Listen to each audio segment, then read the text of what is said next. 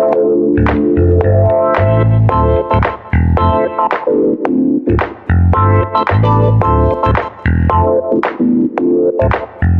back to London. On Wednesday, the sterling could be impacted by important jobless data. Despite generally sluggish overall economic performance, many analysts actually believe the UK job market has proved to be relatively resilient. I've been getting the inside track on Wednesday's important release with Mike van Dulken. Would it be fair to say that the unemployment situation in the UK is relatively buoyant considering the bad economic downturn we're going through? Yeah, I mean, looking at the graph of the unemployment, we'll see we've been kind of oscillating around the 8% level now since kind of mid-2008. Now, we have had a good improvement from the highs around 8.4%, but we're still a mile above the pre-crisis lows the pre-crisis norm, if you like, around 5%. And there's still 2.5 million people out of work, 1.5 million claiming. There's still work to be done. And we've had a tick up in GDP the last quarter. However, I think many are sceptical that that's a function of several one-off events over the summer of sport, and so might have to take that with a pinch of salt and could see a slight reversion towards the end of the year. When you compare the UK unemployment situation to a country like France, the unemployment rate's more like 10%. Yeah. Also, some look at the US, there's millions who have fallen off the unemployment measures. So why is the UK's job market relatively strong compared to other similar economies? France is a very unique point. It's an incredibly protected labour industry. The job for life still really does exist, and that's why their unemployment is still technically heading north towards 11%, which was, I think, highs way before the crisis. So that aside, I think that's a difficult country to compare to. But look at the US; they have been making good ground, well off the mid-crisis highs. Technically, maybe that's why Obama was re-elected last week, he's made good ground. GDP's also not been negative since, I think, late 2008, early 2009. So, but they've had enormous help from the Fed with the QE. That's an enormous programme. I think the UK is still a dynamic place in terms of employment.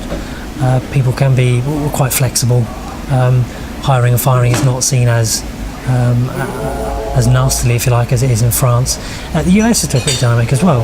But as you said, I think it's just something we discussed last time we talked about the Fed. It's that illusion in terms of participation rate. When people just drop off the stats, the unemployment improves.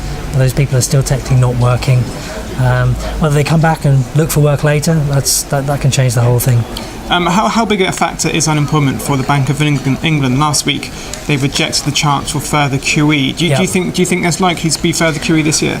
I think potentially, but it'll be right towards the end of the year, if not a touch into next year. I imagine the minutes of the meeting just gone will be very similar to the prior month. Many are actually sceptical that the bank is itself questioning the effectiveness of the QE. Now, if that is the case, okay, that's one bullet, if you like, fired and gone. But they are likely to want to see the effect of their new funding for lending, things like this, other measures that they put in place, to see whether they're having an effect. But it's certainly not as explicit a link as we have with the Fed, linking unemployment or the employment situation to their programme.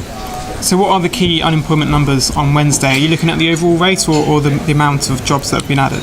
I look at all of them. I see the claimant count pretty much static, the rate static again, the 4.8%. The unemployment rate, I think, again, will be around 7.9. We had an improvement, as we talked about earlier, from the summer of sport, as we've called it, the one-off events.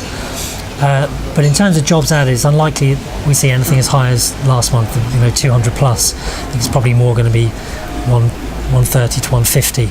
Still a good addition, but whether that number is going to start to taper down, that'll be what people will be looking at for the end of the year. But another key number to look at is of course earnings.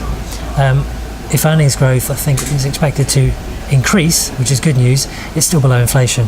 So the money you're earning is still not worth as much in your pocket. Sure, and just to finish off, as we head into a new year, are you expecting the unemployment rate to worsen, or do you think we're going to steady around this 8% mark? I see it remaining pretty stable. There are so many, it's pretty gloomy out there. The Q3 reporting season wasn't the nicest. Plenty of layoffs, outlooks from companies weren't great.